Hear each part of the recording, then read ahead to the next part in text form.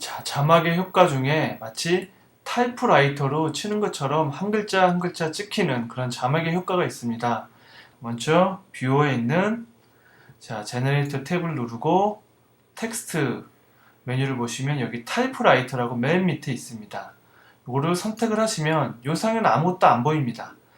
자, 이 부분에서 뷰어에서 이걸 끌고 내려와서 타임라인에서 일정 부분에 놔주시고, 자, 여기를 보시면 타임라인 상에서 타이프라이터 클립과 밑에 영상 클립이 동시에 겹치는 곳에 플레이헤드를 두시고, 그죠? 보시게 되면 이렇게 오른쪽 캔버스에서 보시면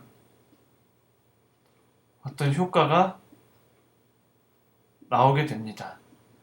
자, 이렇게 보시면 이렇게 천천히 나오죠? 이렇게 한 글자씩 한 글자씩 샘플 텍스트라고 나올 겁니다.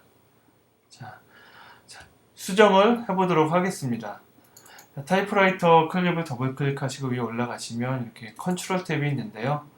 여기다가 이 텍스트 부분에 예를 들어 이런 걸 이렇게 올려놓으시고, 그렇죠? 탭을 한번 눌러놓으시면 이렇게 바뀌게 되죠. 이런 상태에서 폰트도 바꿔주시고, 이렇게 폰트도 바꿔주시고, 폰트 스타일도 바꿔주시고, 폰트 사이즈도 조절을 해주시고요. 여기서 이제 중요한 게 이 로케이션입니다. 로케이션. 자, 그 타이프라이터를 어디다 놓을 것인가, 여기 보시면 이 로케이션이 있는데 얘를 쭉 올렸다 내렸다 하면은 이렇게 올라갔다 내려갔다 하고 있습니다. 자, 이 상황에서 이 텍스트를 한번 정리를 해주고요. 텍스트를 한번 이렇게 딱딱딱딱딱딱 정리를 좀 해줍니다. 쭉 이어지게 해야겠죠? 타이프라이터니까 이렇게 쭉 이어지게 정리를 이렇게 쭉 한번 해주시고요. 자, 이 상태에서 다시 탭키를 한번 누르시게 되면은 오른쪽 캔버스 상에서 이렇게 한 줄로 보이게 됩니다. 이 상태에서 로케이션을 이용하셔서 위치를 잡으시고요. 이 정도의 위치를 잡겠다.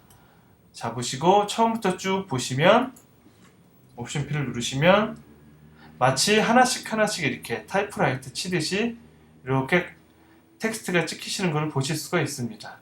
자, 그렇죠? 이 상태에서 뭐 스페이싱이나 또 인덴트. 자, 인덴트가 뭐죠? 이렇게 위치를 지정해 주는 거죠. 우리 캔버스에 보시면 자, 인덴트. 이렇게 위치를, 좌우 위치를 조정해 주는 거죠. 그 다음에 사이즈도, 폰트 사이즈도 조절을 할 수가 있고요. 이렇게. 로케이션도 조정할 수 있고. 이렇게 보시는 바와 같이 타이프라이터 그 텍스트 제너레이터는 이렇게 한 글자 한 글자 찍히게, 하나하나 찍히게 하는 그런 효과를 가지고 있습니다. 자, 편집을 하시다 보면 이런 효과가 반드시 필요하게 되고요. 잘 익혀 두셨다가 나중에 꼭 사용해 보시기 바랍니다.